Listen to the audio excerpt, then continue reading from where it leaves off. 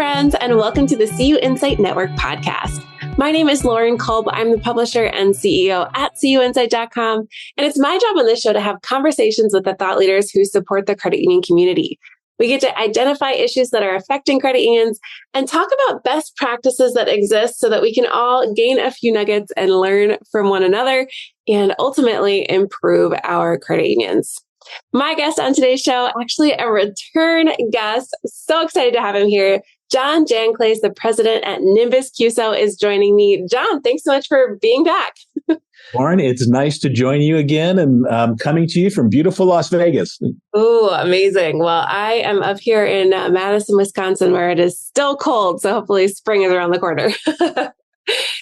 Well, John, you were on the show a couple of years ago. It was actually episode 15, and now we're in the 50s now. But episode 15 back then, it was so excited to have you back on. But that episode in 2021, we chatted a lot about digital transformation, about creating a culture of growth, and still such relevant topics today. But so much has changed, even in the last 6 to 12 months. We're in such a different place today than we were in 2021. I'm curious, how would you say that the environment for credit unions has really evolved in the last 2 years? And how has Nymbus evolved since our last conversation too? Yeah, I think those are two really good questions. So starting with how the credit union environment has changed, I think there's some really, I'm a positive person by nature. And what I've watched is from 2 years ago, Lauren, when you and I first met, we were talking about this big thorny problem, I called it, which was digital transformation. And it was very hard to approach from any direction. That's why it was thorny. And whether you were talking about people, process, or technology, we were all a little, stupefied, or, we were our beginning efforts, let's say, in approaching digital transformation. And 24 months later, here we are. And, credit unions have a lot of proof points in market with things that they set out as, on their drawing board, what they wanted to do. And now the benefit is we all get to learn from that. And so that's beginning to accelerate credit unions' response to digital transformation with best practices and all kinds of things. I was talking to somebody because I was here last week for FinTech Meetup, and I said, it's just been a very interesting progression over just like the last 8 weeks for me, starting with, we were at GAC where we were talking about legislation, regulation that would enable credit unions to keep doing their mission. Right. And then we're at FinTech Meetup where, technology companies are meeting with credit unions and we're talking about what we're going to do next together. And this week I'm here at CUSO where we're talking about how can CUSOs contribute to digital transformation with these new super CUSOs that are being done. So just by way of example, that's the arc. It is happening and it's so exciting. And to be a part of that, with some of our credit unions is great, which is a good segue to Nymbus, who we've become in the last 24 months. Like, oh my gosh, just from an employee standpoint, we've grown from, I think we had 130 employees the last time that you and I spoke. And we are now at, 425 heading to 450. Wow. The amount of folks who are here at work, doing implementations is great. Last time we spoke, we were talking about this idea of niche banking as a way to help credit unions grow. And now we have 16 of them that are live. We have 4 more that are on the drawing board that will be, out in market in the next, 6 months or so. And we have a library of 20 niches that we've built now. So that's just, the progress that's been made. And all the while, we continue to work on just our core technology, which is, our core banking system. We've put over 400 million into the platform. And so it's beginning to really develop nicely. So credit unions who are looking for that modern core, here it comes. Those are just a few examples of, the last 24 months kind of observations and things that are going on. But you got to feel pretty good about all of that, what's happening for credit unions and what's happening for Nymbus. That is so true. Amazing to hear about the growth on the Nymbus side. And there has been so much going on in the credit union space. Growth. So to that point, growth is on everyone's mind right now. Where do you think growth in 2023 can really come from for credit unions? Yeah, so right now, the problem that's sitting front and center for everybody is deposit growth and hopefully low cost deposit growth. And so we're helping to respond in that way of taking a look at your field of membership and saying, we've not yet invited people into the credit union yet. So acquiring new members is a way to grow base deposits. And then also putting out niche brands, like for Michigan, we put out Alumnify for their alumni to have compelling deposit products that are available digitally is a way to help them grow. So deposits is top of mind for everybody. But, this cycle will pass, this need for deposits, and we'll just return to, the block and tackling of running a great financial institution. And that's going to be, how do we acquire? How do we deepen relationships? How do we retain relationships? And so technology is a big deal in this regard in making all three of those things happen. That was one of the gifts of COVID. I know we talk about that a lot as being in the rearview mirror, but it did accelerate people's expectations, their adoption rates, their defection rates. So when you're thinking about growing, we'll come back to these fundamentals about acquiring, deepen relationships and retaining them, and technology being a big driver. So, that's kind of the growth challenges that are out there, but we're a heck of a lot better than we were 24 months ago at doing this. Absolutely. Well, I want to go back to Nymbus for a second. I'm going to go off script here for a moment. You talked about the growth that you all have seen over the last couple of years, which is just tremendous. How have you been able to really overcome any of the growing pains in doing that? And, company culture as you really sort of exponentially grow as an organization? Yeah, I mean, we're lucky. We've got a very visionary CEO who gets culture, right? That's if culture is how we get things done around here through people, process, and technology, working really intently on that. So, for an example, at one time we had employees crossing over 8 different time zones. So just think about just trying to coordinate the work effort across that many time zones. So we've consolidated that, and we keep rationalizing that. Where you find talent, where is it? How's it going to be able to coordinate, work well together? So that's one of the things that we've been, working hard and focusing on. The other one is how we engage credit unions when we meet with you. We've always been a big proponent, listen twice as much as you speak, but that we're doing a better job of inquiry about what's happening specifically for you, and then how can our solutions, now that they've matured another 24 months and been in market, that we can match those to your needs. So we just got a heck of a lot better at that. I would say before, Lauren, when we would sit down with somebody, it might take 12 weeks to go through this kind of 3-step process, and I'll describe it. The first one was we just meet with you and tell you a story about who we are, what we do, listen to you, kind of what you wanted to do. We would come back maybe 3 weeks later and say, okay, with all of that, we think we've got 2 or 3 compelling ways to address your issues, and here they are. In that meeting, you might pick one, and we'd say, okay, we'll come back in 3 weeks to 4 weeks and come back with a plan, an implementation plan, and the economics for you, and what the forecast is, and how it will grow, and all of that. So we've tightened that up now to where we can get through those 3 really important conversations in 6 weeks, right? Wow. So we have the time to do that, which is so important. I mean, you think about an environment where you need to grow and make decisions from a portfolio of options that we can develop together with you and put to your portfolio an option sooner rather than later, by almost half the time that we used to do. That's a big improvement for credit unions. Like they need to make a decision. They need the data. They need the business plan, whether or not you go with us, but you've got the data in front of you quickly now to do that. That is such a cool kind of story of what you've really been able to do at Nymbus. And I know we all have growing pains as we kind of evolve. And from the credit union side, then technology is really opening so many doors for credit unions to grow in a number of different ways, but it really comes with its challenges. And so I'm curious, what do you see to be maybe the bigger challenges for credit unions as they're kind of adopting new technology and growing in different ways? Yeah, I think we're maybe over the inflection point, but it remains, and that is that doing digital transformation is a team sport for the executive suite. It cannot be delegated, 2 or 3 clicks down in the organization. And that's everything from your ideation and lining it up with strategy to figuring out how to fund it, to moving to implementation, to following up and saying, hey, did we get the results we expected strategically? I know we did on time, on schedule, on budget, but are we getting the strategic outcomes, the growth that we wanted? And staying with it. And we're watching executive teams at credit unions do that. And Lauren, it makes all the difference in the world about how fast the credit union can metabolize a good idea, get the results faster. And then, in this agile world, hey, learn. Our first idea going to market was good, but, we got an idea that would even be better. And so by the executive team staying very close to that, it's just speeding up the cycle, and everybody's learning together about, how do we tackle this stuff together? I love that saying that digital transformation is a team sport. And Yeah. you would know so much about that. You had a really, really wonderful credit union background before this new chapter at Nymbus. And speaking of chapters, I have heard that you are writing a book. So I'm so curious, can you share more about what drove you to write the book? What's it about? When can folks access it?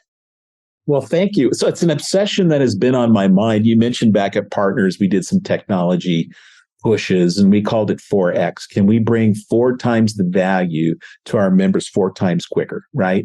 And it was the search of how do we need to change our whole culture and organization to do that? And it was during that time that I found one of the key ingredients to that is that it's how you partner with your technology companies and others. And so the book that I'm writing is called The Partnership Advantage, How to Revitalize Community Financial Institutions. And the way that we do that, if a greater portion of our mission is going to be executed by folks outside the organization, what does that tell us about what management's activities need to be? And it starts with the idea that, you can take a look at your portfolio of partners and you can assess how they're doing. And you can look at them in a portfolio view rather than one by one. And it'll begin to speak to you about where you need to begin to make upgrades or improvements and optimization of that system of systems. You can almost think of like an ecosystem picture of all your partnerships. And I've been able to circle back and lean on the expertise of Dr. Dan Dennison at Michigan University at the business school there, and also Dr. Carolyn Fisher, who's one of his colleagues. And together we're looking at their science of building high-performing cultures. What are the dimensions of that? And saying, if it's true inside of the organization, part of that also applies to the folks you've hired to work for you, your vendors and your partners outside the organization. So we can take that learning, we can extend it, that science, and optimize, your effectiveness. And again, this is another executive, team suite sport, but I'm really excited about it. We just locked the manuscript.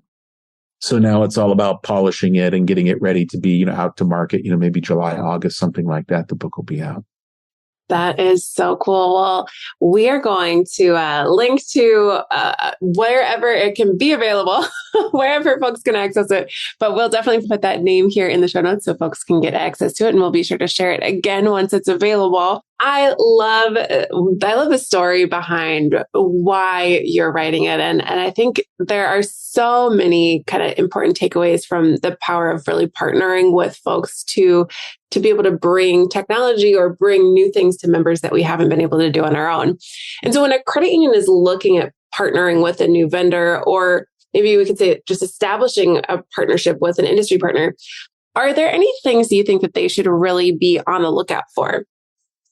Yeah, I think the criteria that we use for selecting partners or vendors, if you want to say that, is good. I mean, it is absolutely foundational, understanding, what they deliver, what's the standard of the work, what's the quality of the technology, what about the security of the tech, all of those things. And I think that's really important.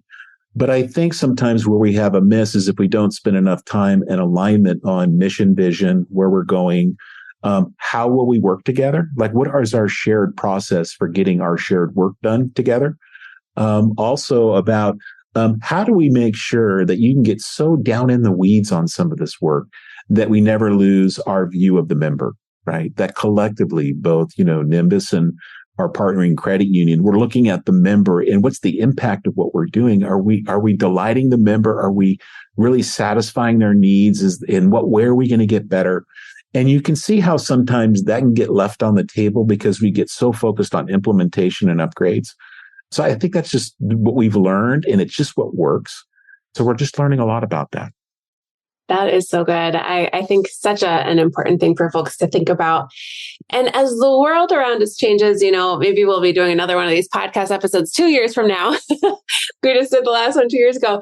As the world changes, where is Nymbus really focusing for its own evolution, its own growth going forward? And what are we going to be talking about 2 years from now when we sit down and do this again? Well, we're beginning to see the early stages, Lauren, of what our plan says, and that we are developing a modern core. And in this past, 24 months, as we're doing this look back, we've competed in RFP against the majors, and I won't name them here, but we know who they are, those old legacy technologies. And we've won in RFPs going head to head with them.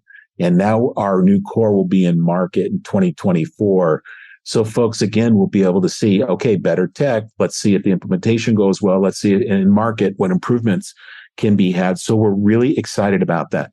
So what I think you're going to begin to see if we were to look ahead 24 months is that our core banking business is going to be moving up. You'll hear us talking more and more proof points in market about the modern core being there and modern technology, as well as our niche launches. So a greater share will be core business. I love it. All right, John. Well, as we wrap up the show, I always like to have some fun with rapid fire questions so that our listeners get to know you better. You have such a cool story. We like to say the questions are rapid, but your answers don't have to be. And we mix the questions up from your last episode. So if you are ready, we will jump right in. Fire away. All right. Who is someone in your life that was just a great leader, and what makes them so great? Oh my gosh. I started out working for a savings and loan, and my leader was a guy named Mike Steinauer. And Mike was a former Marine, and he actually then played for and with Joe Namath. He was a fullback.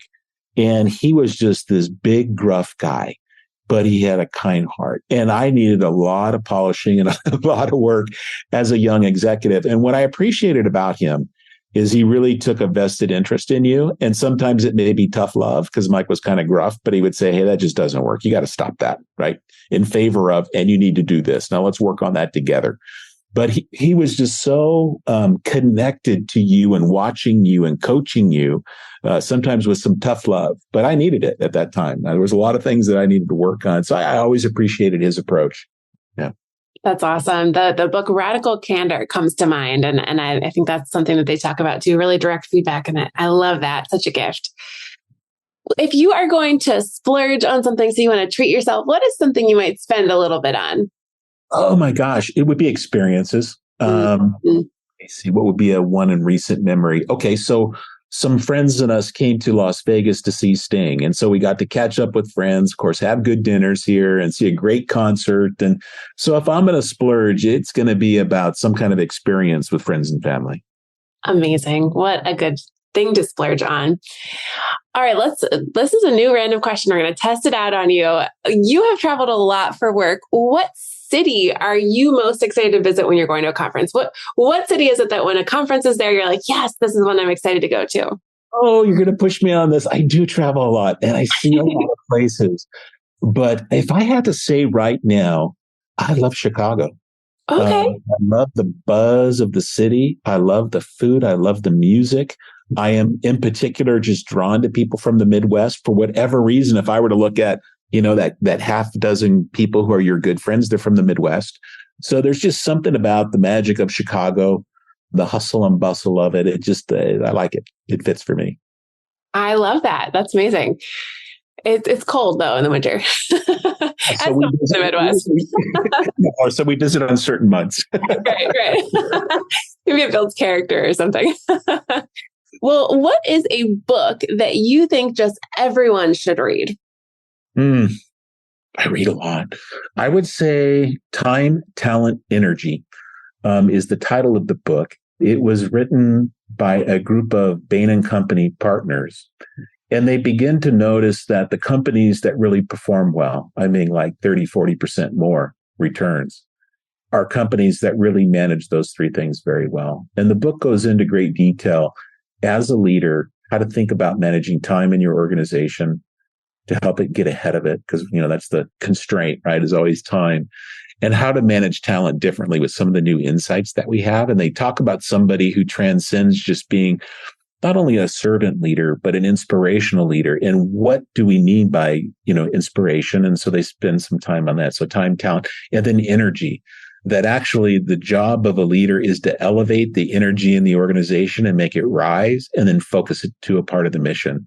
And that there's things that you can learn about increasing energy. There's things that zap energy, and there's things that kind of, push it up organizationally. So I just think it's just an awesome book. And what I like about it is more than this is the theory, what we've learned, they actually show you companies that they've rated and what their returns are. And that's where that 30% lift comes from.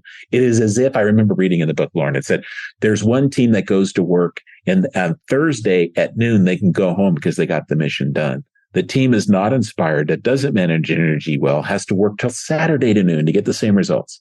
So staggering, right? Wow. I find that fascinating. That is fascinating. Well, we are going to link to that here, and I'm going to add it to my list as well. What has been your best hack for creating balance and integration between your work life and your life?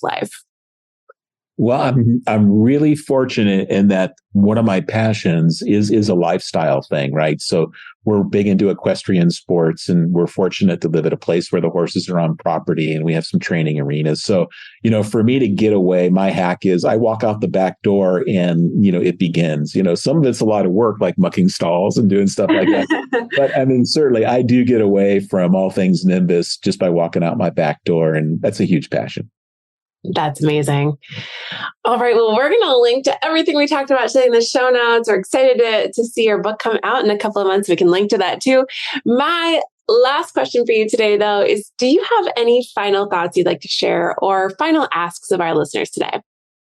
It is really a thank you, Lauren, to you and to CUInsight. Being able to share these ideas is, it's gratifying for me, but I listen to every single one of your interviews that's out there. And it's a great way for me to kind of stay in touch with my peers. What's going on? What are we thinking about? And I really like this extended format. I feel like I get to know some of my peers that I've not been able to visit with in a while and catch up with them and hear what they're doing. And so I guess that's my final thought. It's a thank you. Thank you for having this forum for us. Well, thank you so much, John, for being on the show today. We're going to link, like I said earlier, to everything that we talked about and some contact information for you and your team at Nymbus too. So many cool things happening over there. It's been really a joy and an inspiration to see all of the things you've been working on. So thank you for your time. Thanks for joining. Hope that you stay well. You get to run into each other in person again soon. And thanks to all of our listeners today for tuning into the CUInsight Network podcast. And we will be back again next time.